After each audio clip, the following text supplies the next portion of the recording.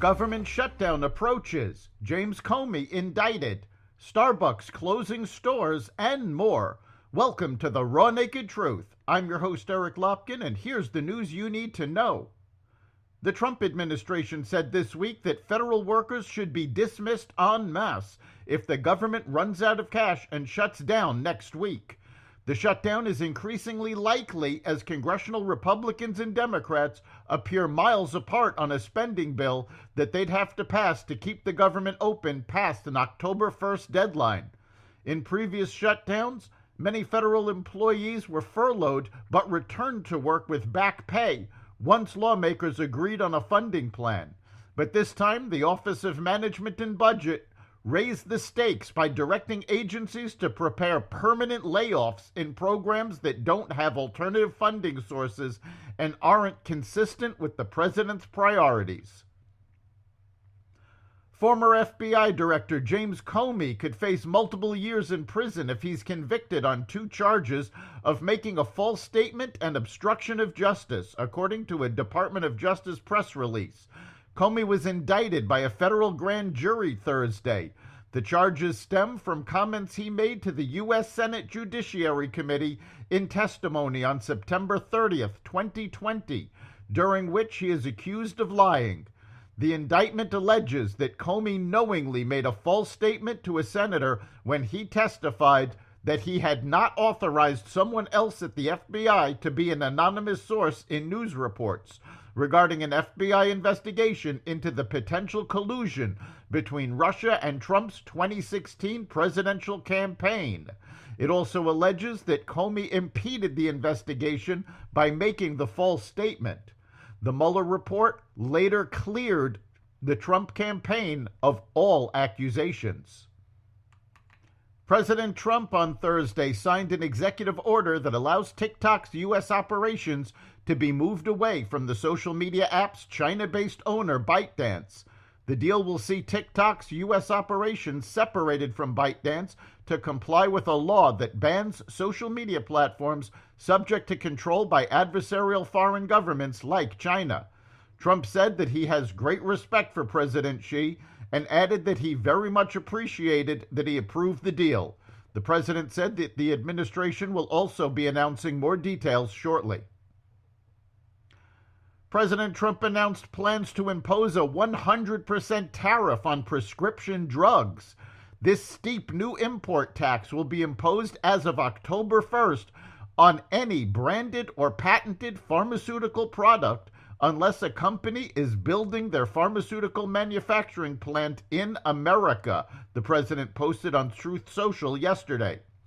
The tariffs would not apply to imports from companies that have either broken ground on new plants in the U.S. or have them under construction, the Post said. Trump also said he'd impose other new tariffs on October 1st, including 50% on kitchen cabinets and bathroom vanities, 30% on upholstered furniture, and 25% on heavy trucks. Starbucks CEO Brian Niccol announced Thursday that the coffee giant will close underperforming stores in the U.S., cut 909 retail partner roles, and freeze many open positions as part of its ongoing turnaround strategy. Niccol said in a letter to employees that during a review of Starbucks North America coffee house portfolio, the company identified locations that were unable to create the physical environment our customers and partners expect, or where it does not see a path to financial performance. The company opens and closes coffee houses every year for various reasons, including financial performance and lease expirations. But Niccol said that this is a more significant action that will impact a larger swath of employees and customers. Amazon has agreed to pay $2.5 billion to settle a lawsuit from the Federal Trade Commission accusing the tech giant of duping consumers into signing up for Prime subscriptions, which some users were allegedly impeded from canceling. The lawsuit, filed under the Biden administration in 2023 in the opening salvo against Amazon's retail dominance, alleged the company adopted a coercive user interface to trick users into enrolling in automatically renewing memberships. It involved claims that some people intended to sign up solely for Prime Video, a lower-cost option. Initial claims for unemployment insurance were well below expectations last week, helping to douse caution at the Federal Reserve and elsewhere that the labor market is in danger. First-time filings for the week ended September 20th totaled a seasonally adjusted 218,000, down 14,000 from the prior week's upwardly revised figure, and significantly less than the Dow Jones consensus estimate for 235,000, according to the Labor Department report on Thursday. Continuing claims, which run a week behind, were little changed, falling 2,000 to 1.926 million. The release comes just a week after the Federal Reserve voted to lower its benchmark borrowing rate by a quarter percentage point to a range of 4% to 4.25%. That's the Raw Naked Truth.